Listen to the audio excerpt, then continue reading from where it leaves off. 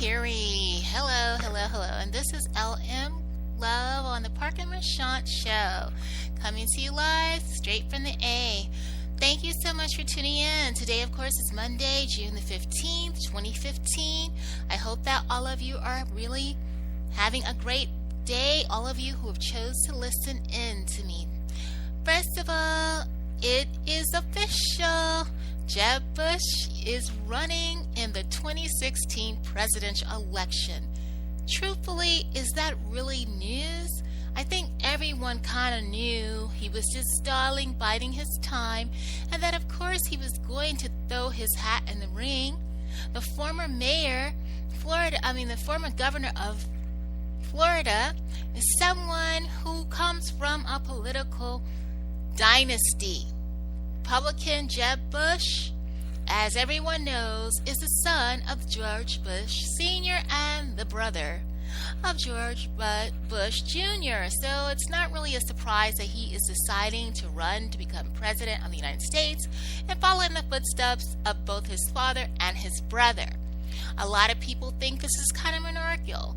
Maybe it is, although in this country, supposedly America is a democracy and not a monarchy, and therefore there should not be a tyranny on anything, including the position of President of the United States and a position in the White House. As we know, currently President Obama is taking up residence there, and it'll be interesting to see who does take his place after the election of 2016 has occurred.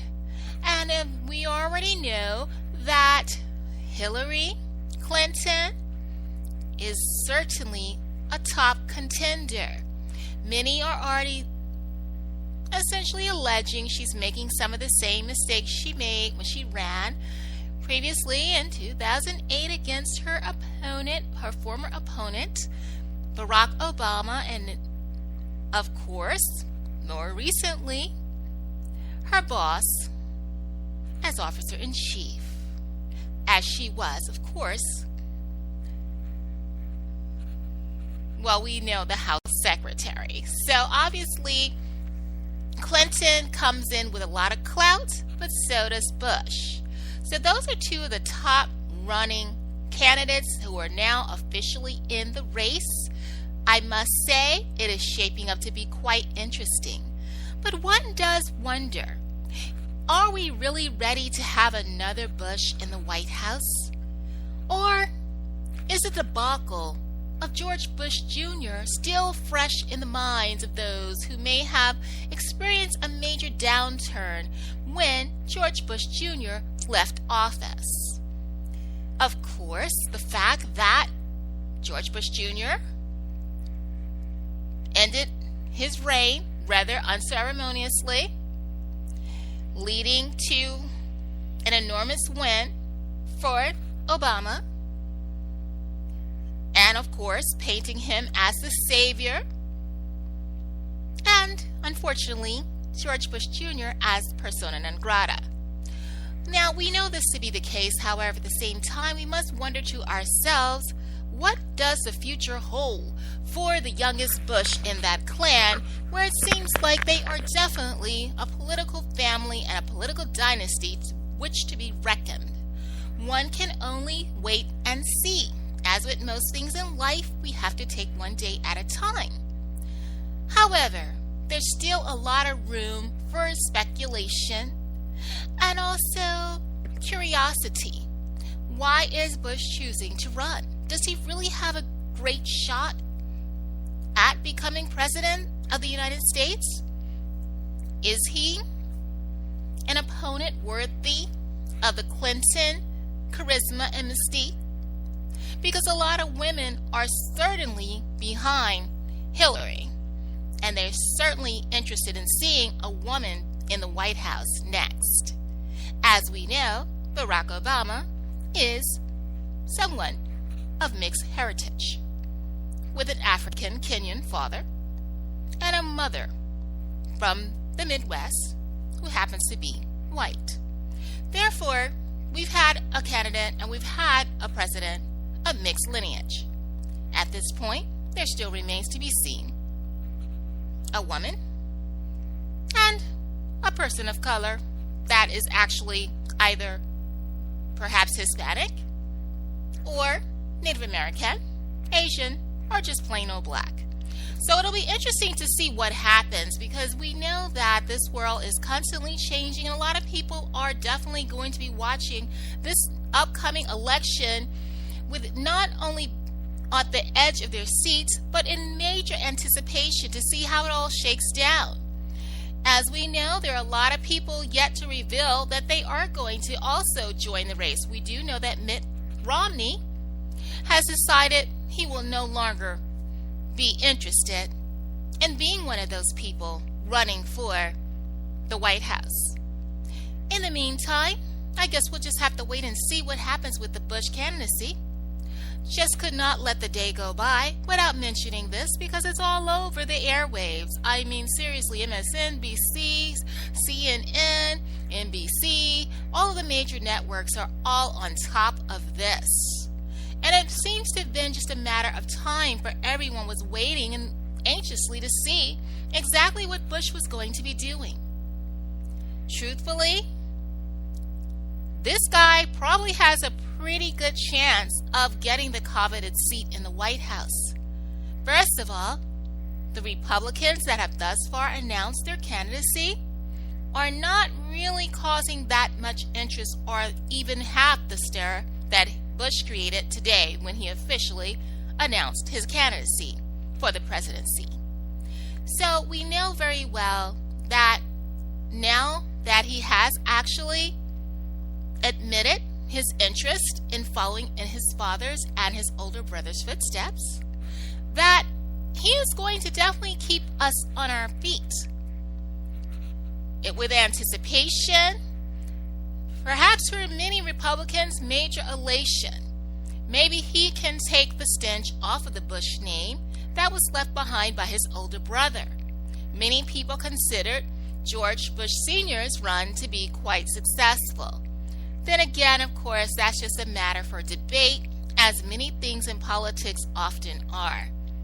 Whether or not we'll see a Republican take Obama's seat in the White House, or a Democrat, still very early and too soon to tell, but it certainly does seem to be shaping up to be one of the most interesting things coming up in 2016.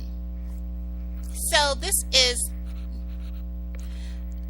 a day that will be marked on the calendar, I'm sure, of many Republicans out there, maybe some nonpartisans, people who are quite unsure at this point which way they want to go as far as how they're going to cast their vote. But not everyone is a Bush fan. Oh, no, no, no, no, no. Some people are definitely against the ropes. They don't even believe in the world of politics anymore. As someone who talks to people on a regular basis about everything political, I know a lot of people out there in America are highly apathetic about the entire arena of politics, and politicians in general certainly do not rub them the right way. Perhaps that can change. I think a lot of people, particularly those who are not too fond of Obama and who are counting down the days until he and his family move out of the White House, may actually find hope in the fact that Bush is going to basically be a part of this race. I know one thing can be said for sure. Bush has got a lot of selling to do, but I think he's up to the task. He has proven to be capable, and let's face it, people in Florida, for the most part, flat out love the guy. So, if he can convince the other 50 states out there, because yes, we do have 51 now, then maybe Bush will actually be the person sitting in that seat and the one that's going to be inaugurated in 2017 in January. But that remains to be seen.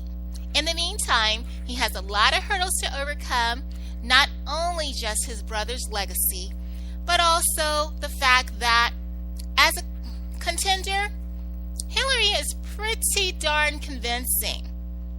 She's not going to go away easily. It is apparent that Clinton, and not Bill, really wants to be president just like her husband once was. Twice, I might add. And even the fact that he was unfaithful did not seem to vanish his appeal. I guess being a womanizer is acceptable in certain circles. And obviously, the missus didn't seem to have any complaints. As we all know, the Clintons are still a rock-solid couple. So, the fact that Clinton has her husband, roving Lothario or not, in her corner gives her a really great shot because the guy is highly charismatic and he knows how to get the votes. It's the reason why, even though the Clintons aren't really that much a fan of Barack Obama, not truly. If you really do the research, you'll find out just how unfriendly those two couples happen to be. But we'll get into that another time. Even though that's the case, they were willing to put their name on the line to support Barack when it came time for them to make sure another Democrat got into the White House. So it's obvious they know how to essentially be self-sacrificing and cast themselves under the boat or under the train or under the bus to get the agenda done. So, that having been said, it will be a very interesting thing, and I'm so sure a lot of you are really excited about 2016.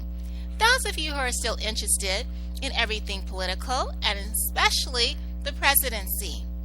Even the people that choose not to vote locally, which is where your vote truly does make the difference, are still going to be very interested in the upcoming election for president. It's been almost 8 years. You have a lot of people out there that seem dissatisfied with the job that Barack has done.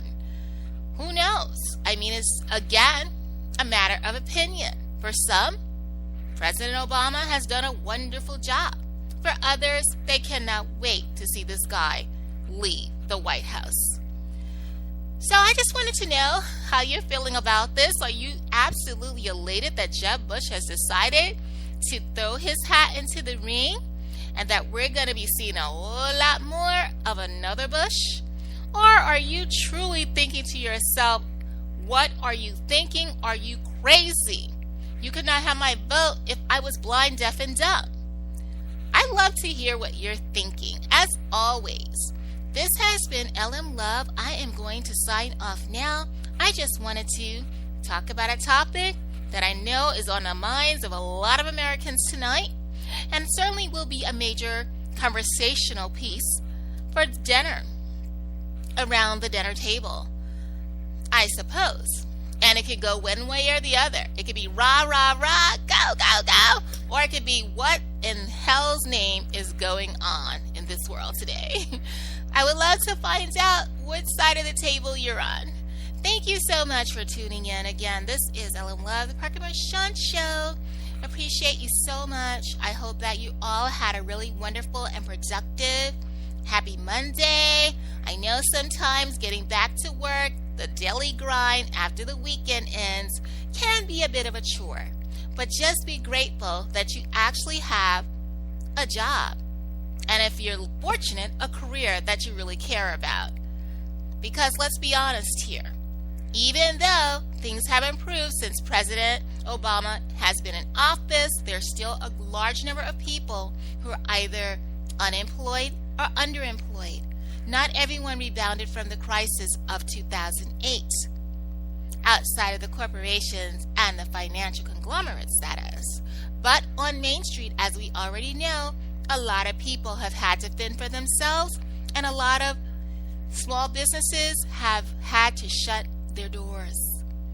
Let's hope that the next presidential election will truly, truly bring the change that some want to believe in and can believe in. There's far too many people who are still on food stamps, who are still down, have lost their homes, that cannot seem to get their lives turned around. And that, my dears, is a very horrific equation. So, whether there is a man or a woman in the White House come 2017, let us just hope and pray that that person is truly up to the challenge of making certain that everyone in America has a place to live and a home to call his or her own and food on the table. Because truthfully speaking, it is a very sad day when one of the wealthiest countries on the planet, there are still children going hungry every night. I will certainly want to explore the topic of humanitarianism in this country and how important it is to be someone who cares about someone else less fortunate. Civic duty is something that we cannot take lightly. It is an honor when you can give to those who do not have the very fundamentals that make life worth living. And when a person can no longer afford to pay his or her mortgage or his or her rent, then we know that is a very scary place to be in. And we certainly do not want to forget anyone who is going without in one of the wealthiest countries in the world. So this has been, again, Ellen Love. I'd like to end by saying, live each day as if it's your last, and love the ones that you love as much as you can, as often, and tell them every single day just how much they mean to you in every way. And for those of us out there who may or may not have found that rainbow, just keep on keeping on, as they say, and never give up until you reach that pot of gold.